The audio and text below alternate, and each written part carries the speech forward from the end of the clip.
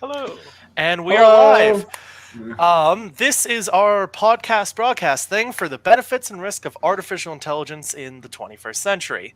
With me today, we have D'Artagnan. Hello. We have Zach. We have Rian. Hello. We have Clayton. And we have Jack. Hello. We don't claim to be experts about this, but I think that we're going to do a good job talking about this We're sort going of to speculate the heck out of it anyways. stuff. Exactly. Oh, yeah. I'm a professional. All right. So, artificial intelligence in the 21st century. That's kind of a broad subject, isn't it? Yes. Yes. Like what kind of things does that encompass, do you think? Like smart home devices? Oh, yeah, for sure. We have now devices such as like Google Home, Amazon Echo, the HomePod, stuff like that are all counted as Internet of Things. Within those, you are able to, of course, connect every device that you have in the house that normally was not available online, like toasters, laundries,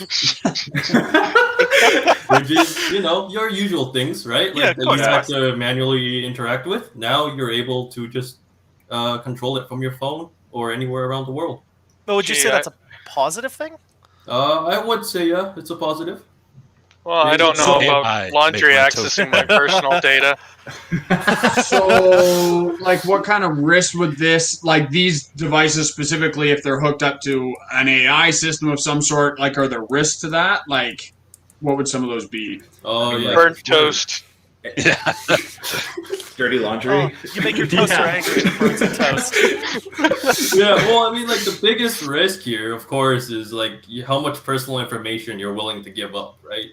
Like, each company will end up storing some kind of personal information on these devices. And while these things they say it's not easy to hack, but obviously there's a ton of places that got hacked in and people taking control of these little devices. Yeah, Even if you're not being hacked, I think tracking too.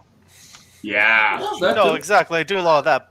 I actually remember a specific case where a casino got hacked because its thermometer was connected to the internet, and they gained access to their network by hacking into the thermometer. Yeah. I heard about that. Yeah. Yes. The thermometer Yeah, from the so fish that- tank.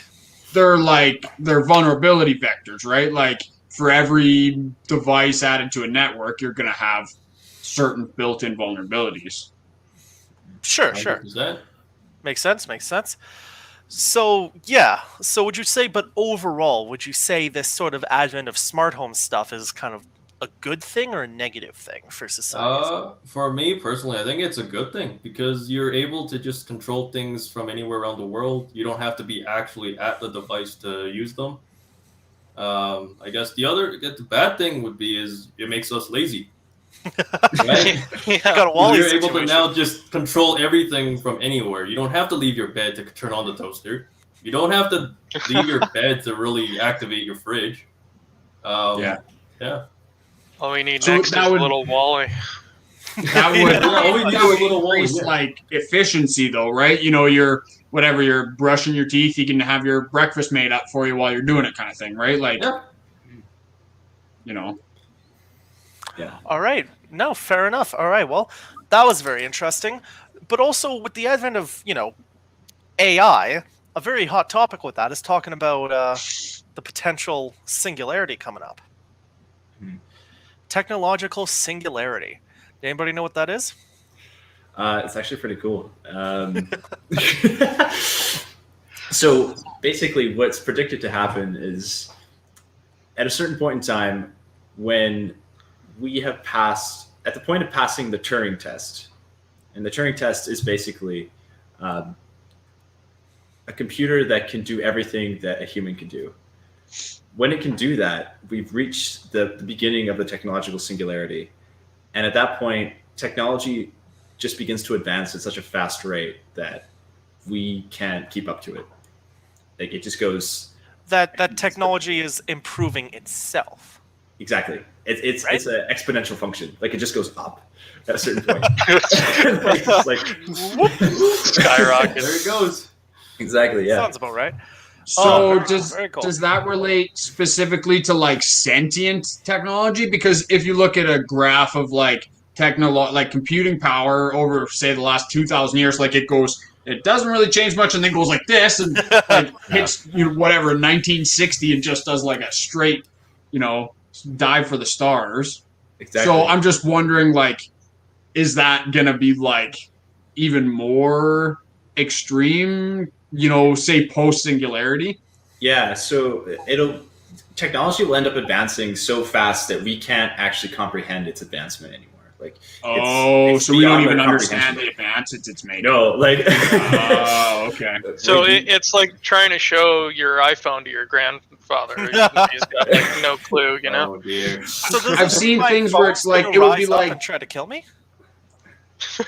It might try to kill you. Siri, I'm watching you. Wait, no, that's impossible. Wait, no, that's scary. Why would he try to kill me? Okay, so you could take it this way. Our relationship with ants, Elon Musk made this comparison. Our relationship with ants is, let's say we want to build a road and there's an anthill in the way. We're just going to build the road. Goodbye, anthill. So that's how AI is likely to see us.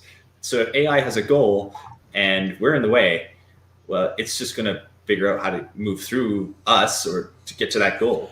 So it's not just going to pay us any attention. It's not going to have us in any negative review, but it's not going to regard us positively either. It'll ignore just won't us care. for the most part. It won't Well, care about us. it could care and it might not. Indiscriminate. It depends how we develop it. So if we develop it to share our same value system, then it likely will be a great thing for humanity.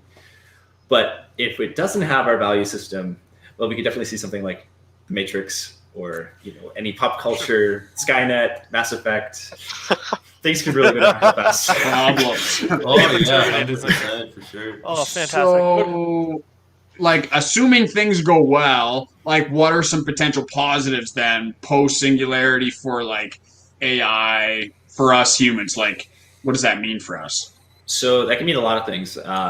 If we discover how to do AI before quantum computing, that means we'll get quantum computers way faster. We could also learn how to travel the stars and explore the universe at incredible speeds. It's honestly like mind-boggling to comprehend. What a super intelligence is actually capable of it's just actually hard to say. Like It's unfathomable in theory. Exactly. We can't describe it. That's the whole point of it, right? Yeah. Oh, It's so- such a big topic. Like it's hard to just get any small details sometimes. no, exactly. Would you say that, like, with the advent of technology increasing at this rate, would you say like a good way for humans at least to keep up with that would be something along the lines of like cybernetics or something? That's one way, yeah. If you start delving into Neuralink, which some people have predicted as a way for us to like continue to advance at the same level as AI, that's predicted to be maybe one of, if not the only way to do so. Where I don't know as much about Neuralink. There are. As Clayton would. Yeah, like, so for Neuralink, like I think there's a lot of like, it's really polarizing. Some people are like, heck yeah, sign me up. Like, I want to be connected all day, every day. And other people are like, like there's privacy concerns. There's some really real concerns with this technology. But I think that the benefits of, like, it would allow a lot of medical advances where, like, sure, they, put a little hole in the back of your head, wire up a bunch of wires to different parts of your brain, and, maybe you've been in a car accident and you're paralyzed from the neck down. Now, you can gain some independence because you can use the Neuralink, like uplink style to connect to your Internet of Things. You can make your own toast with Jack's smart toaster, and, like, you really gain a measure of independence back where maybe you hadn't been before. And, like, maybe that allows for the invention of enhanced cybernetics so they can replace a leg that's missing, or, like a hand like Anakin Skywalker or whoever, right? There actually are smart prostheses right now. that you can get. Oh, that's interesting. I didn't Yeah, actually find I've that. seen- That's cool. I've seen that That is before. That's indeed super cool. interesting. Yeah. Yeah, so they can Okay. be actually more accurate and more reactive than your original body parts. They're basically bionic limbs. That's I amazing. mean, at that point, I'm just gonna cut off my own arm. yeah, kidding, like right? upgrade Like, me. why- Let's go. Yeah, but now how much is that going We to don't need cost? this. Well, yeah, that's the thing. An arm and a leg. Some real concerns with that are, like if we suddenly can communicate through Bluetooth, like we don't have discussions like this anymore. You don't need a mouth and ears, and you just don't. You communicate directly. Like it's good because telepathically? now you can't misinterpret the information. You would get exactly what their goal is, right? Like you understand completely their information, but you lose a lot of the nuance in conversation, which I think is important part of our social structure. Wouldn't having like cybernetics hooked up to your brain that have network capability, wouldn't that open you up for like hacking? Somebody hacking you? Yes. personally? So same thing with the Internet of Things devices, right? Like at what point, if you have AIs and you've passed your singularity and now you're hooked up to the web, like there's no secret thoughts, there's no fears, there's no like everything that everybody else knows. So like that's a big hurdle. But like maybe that is the hurdle you have to get over for us to get past like the great filter and move on to exploring the stars, right? Does this mean we're all just gonna have like a Jarvis in our head? Man, could you imagine just yeah. knowing everybody's honest thoughts, like whenever you wanted? The world would be on fire by this time tomorrow. But Oh, maybe yeah. it's a good thing. Yeah, you just knew anybody's thoughts, really. Like, you can already pick out who's gonna try to break the world or destroy the world, and you can Everyone just will be stop immediately any crimes before they even happen, right? Ooh, Yeah. that gets into some dangerous territory right there. Yeah. Yeah, Minority Report, man. I think it's a really wide topic. Like you say, on the one hand, like the medical advances would be astounding for some people, but then like there are some really valid concerns with the privacy and the security that comes with it. So, like it'll be interesting to see how it actually happens because I'm sure they're not going to stop anytime soon just because we think so. No, fair enough. Fair enough. Even if it's not hacking, like they need to be powered in some way. And what if you can't power it? What if you aren't able to charge any kind of battery or something for it? Actually, it's really cool the way they do it. It basically charges like, I don't know if you've seen like any of the Apple Watches or smartwatches or anything. It's basically you would have like a little pad that sticks on your head and charges it wirelessly. Yeah, they've made crazy. When you They go had down to- to sleep, you just plug into So- the back of your head. Where Yeah, does like that your- get its power? Your pillow is energized and gives you a little zap if you roll over funny in the night or whatever. But That's straight out of Matrix. Wow. Like where he takes that thing on the back of his Oh, head. yeah, this will be Oh, no. wireless. It's not That scene makes 1998 me cringe anymore. every time I see it. It always Every single freaked me out how long it was. It was like a foot long. Yeah, is it coming out his It should be nostrils or coming out what? the other end almost. Yeah. So And would you say with these cybernetics, like a whole range of them, like you could replace your eyes with these and like get like a whole new view of Hearing. reality? absolutely, yeah. So augmented reality is something that is definitely a step towards, changing the way we view the world through cybernetics and stuff like that. For sure, man. Like you could do just about anything in an augmented reality. It differs very little from a real world in that all your physicalized interactions are the same. So you could essentially play ping pong without ping pong balls. They're all holographic in a sense. You could do industrial measurements. You just have like a holographic kind of measuring tape you could use, so you could change the scale and you can tell exactly how small something is, exactly how far away something is. You could look at an object and know exactly what it is, exactly how many. Like if I pick this up, you can say, "Oh, there's exactly like 4,000 BBs in there." It's incredible the potential of this technology in combination with Neuralink.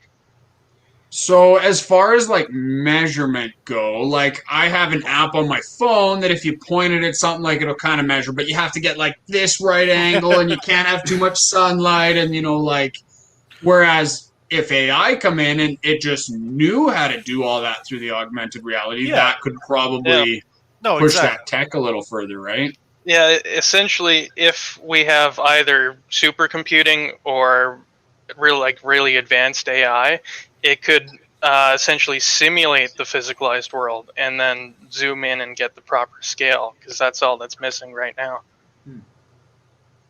Very cool. And like all these like complicated stuff would not necessarily be done by humans. They'd be done by AI, by bots, right? Oh, perhaps, but this opens the field up to humans. Like you could see things that are superhuman. What do you mean by that? Well, I mean, like, because you have the processors essentially layer information on top of what you already see. That's true. Yeah, you're Actually, in the real world, and you kind of get that with some cameras in cars, right? Yeah, Like, all I've right. driven Except trucks this that would have be a rear like view. your own vision. Yeah, but like, so I've driven trucks that have a rear view camera, and it'll paint the lines for you on the camera to help you Yeah. back up and stuff. Yeah, I've seen that before. Yeah, I think Essentially. So Go sorry, ahead. go ahead. Canadian standoff. No, you go first. No. Sorry. I'm sorry. No, I'm sorry. Yeah. So, like, is there any real downside, say, to augmented reality? Like, is there a way that you could, say, DDoS somebody's, augmented reality chip in their, behind their eyes or whatever and cause problems that way?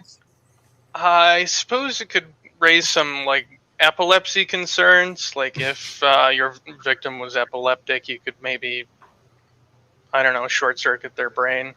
Yeah. Overload the cause a neural seizure. cortex or whatever. Aside from that, the only problems I see are like dependence. Like if you're overly reliant on it. Yeah, Say yeah. if you're a soccer player and you're using it to like predict the movement of a ball or the other players, right? The point at which the AI becomes so advanced that you can't even tell where an error would be. Yeah. Yeah, that sounds Sure. about right. Yeah, So or now, are you if- seeing if- real life or are you saying augmented life? yeah, if the AI were to be malicious Yeah, at any and point, then it could create like your most vivid nightmare or Yeah, I was gonna say, what fantasy, kind of so. effect that even has on your mental health? Right, like that one Yeah, You episode could that's be of a going good- crazy, and you're just Yeah, like, you no, could- it's my augmented reality. Yeah, you could totally reminds me spiral into psychosis, and I'd imagine that would be permanent. So the ethical questions are something to be looked into. But that really does remind me of that one episode of Black Mirror where they installed an augmented reality chip in a guy's brain and it made him see his like worst fears or something and just fried his brain. Yeah. There's been a lot of pop culture about people getting stuck inside, augmented realities. Ready Player One was a good example too. That Yeah. too, yeah. There's definitely a lot of fear in our modern like media about that. Yeah. well, it's good to raise these concerns because it kind of makes us think and try to figure ways out of them. Sure, Yeah. fair enough. Better safe than sorry. And I mean, Yeah. how does like AI get to the point of doing that? Like being good enough for that? Like we're talking all about like these really advanced things that are like, oh yeah, AI will get to this point, but like for example, the singularity, like how does an AI get to a point that not even a human could program it to do that, right? It's called machine learning, which I think is really cool. It's how like a machine learns, how a robot learns, is that it's not that a person teaches it, but rather it tests it. you build 1,000 bots and you say, tell the difference between a B and a 3. And it will choose randomly. If you just made this bot randomly without any care of what it actually did, it would choose randomly, get about 50% right, because it's a 50-50 question. But then, off of that one, like whichever of those 1,000 bots that got it the most correct, you would build a new bot that like changed it. It changes randomly based on which bot was the best, and then it builds 1,000 bots of those, tries it again, and it keeps looping thousands upon thousands upon thousands upon thousands upon thousands of times with random iteration. It's essentially like forced evolution. Right? Random change until something good emerges. But because it's like digital, mechanical, whatever, it can happen much faster, right? Like the lifetimes of these bots is, say milliseconds instead of 50 or 100 years, right? So exactly. You start approaching that curve on the graph really quick. Yeah, exactly. No, and that's how all like modern like big companies make their bots now, is through machine learning. Yeah. Like if you ever watch YouTube, the algorithm decides what videos to recommend based off of these bots, and it tested these bots based on how long people retained viewership on the site for. Like also like with self-driving cars, for example, whenever you're doing those are you a human tests when you're trying to log into a website and you have to like go select the image that has a bus on it. What you're doing is you're actually helping them build their tests to say this is the correct bus, this is the correct image with a bus on it. So they can build up thousands upon thousands upon thousands of questions for these tests that they administer to the bots. Instead of having to do it physically, they're doing it through thousands of people logging into their website. So I know there's a couple of problems with like current machine learning, and they're like right on the precipice of like actual artificial intelligence. Is there like a timeline for this? Have they kind of made any strides lately, or is it just raw computing power? Well, the problem is that the very cutting edge is so cutting edge that it's all buried under layers of like patents and and intellectual property that's kind of like can't really access this. Is like, this is how our bots work. Oh, well, how'd you teach it how to do this? That would be the intellectual property of this company, and we can't share that with you. So it's hard to say what the cutting edge is, but the best I can say is it involves a lot of linear algebra and just lots of repeated tests. Is there anything that's kind of come close yet? Well, like I've heard of like AlphaGo and like some chess games that are like humans can't beat them anymore, but like it's still not quite nothing to the point of like Singularity level stuff. Yeah. But with the AIs, they've definitely been advancing like these machine learnings to like essentially be better than humans at whatever they decide they want to do it at. Okay. Which is kind of scary because it kind of makes humans obsolete. So how do we go from like AI in a lab to like actually building the systems that are going to allow this to affect our lives? What do you mean, like AI in a lab? Like, okay, great, you built a program, but like, how do you actually, build the systems, the robotics and, manufacturing and everything to bring this technology to, us? Well, for example, there is this one robot. I can't remember his name now, actually. Watson? But no, not Watson. But there was this actual robot. It was essentially like a robot butler that you can make it programmed to do anything, and it has really specific hand movements that can do that like can do anything basically. Okay. Whatever you program it to do, it does it slower than a human, but much cheaper than a human. And that's kind of like how they're doing this with robotics, like bringing it into like robotics, that sort of thing. I know there is a robot that they use in medicine they call it Moxie, and it's basically for restocking the supply that a doctor uses. So they take and clean and sterilize all the tools. They bring items. They basically allow nurses to spend more time with their patients and offer more of a human touch. So I think that is really cool.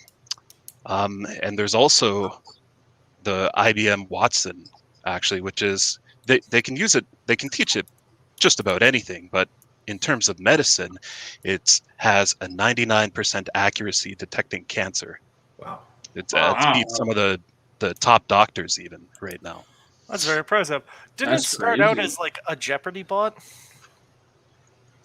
That I'm not sure about. It had participated in a Jeopardy event, I believe. Yeah. Did it win?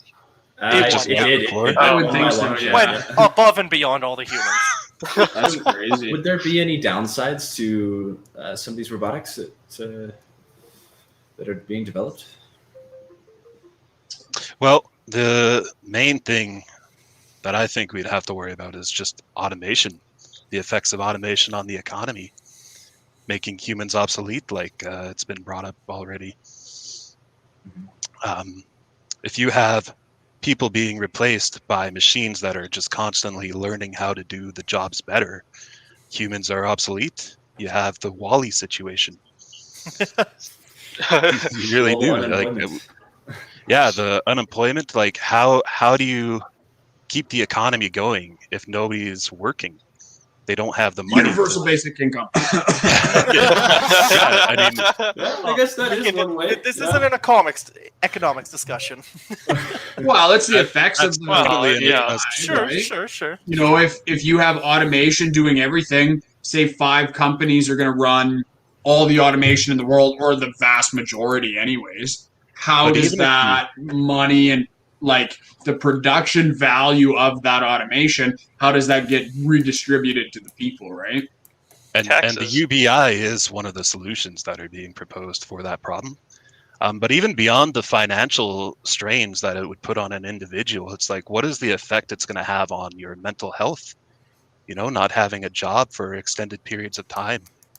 Probably Well, help. Not having a Yeah, A probably lot of fine. people get depressed, actually, not having Sure. Oh, yeah, absolutely. like just something to fill their time with, an occupation. Yeah, not everybody's good at painting or like looking at the clouds. You got to do something. Would Yeah, you for sure. say Travel. would you say there's any jobs that are safe from automation? Off the top of my head, I really can't think of anything. They have, you know, bots improving, you know, even writing music and painting. They're just Yeah, so- constantly improving at that So too. so nothing's safe then. Nothing that I can think of. Yeah, Especially post like AI singularity, because sentience is really all we have. So like the actual creative stuff we can do now, but like post singularity sentient artificial intelligence, like yeah, So- man. I mean, even the jobs that we're trying to get now in the basically cyberspace of things, like a lot of network administrators are just being replaced by bots. Uh-oh. That That doesn't bode well for us. Okay, So if we took everything overall from what we've gathered from AI, is it mostly positive or mostly negative? Or would Yeah, what do you describe guys it think? Two-edged sword. I think For the it's time mostly being- positive. Yeah, Yeah. for the time being. cautiously optimistic. Yeah. It depends on like how it's nurtured. so you would Yeah. say Yeah. Exactly. positive. And the safeguards that we discover along the way that we can implement. So, Sure. so you would say positive with the potential of becoming negative in the future. Oh, If yeah. it's not properly managed, yeah. I mean, it's the same thing as nuclear energy, right? Like Yep. good fair and enough, fair bad, enough. like depends how we manage it, right? All right. Well, looking at the clock, I think that is our time for today. Thank you all very much for participating in this discussion. I think that this went fantastic. This was a very interesting topic of discussion. I thank you all for your Yeah, this was a participation. lot of fun. Yeah. This Thanks, was guys. a lot of Appreciate all fun. your input. Fantastic. Thank you. Thanks, All right. guys. Learned a lot. Thank you, cool. Yeah. Anytime. Cheers.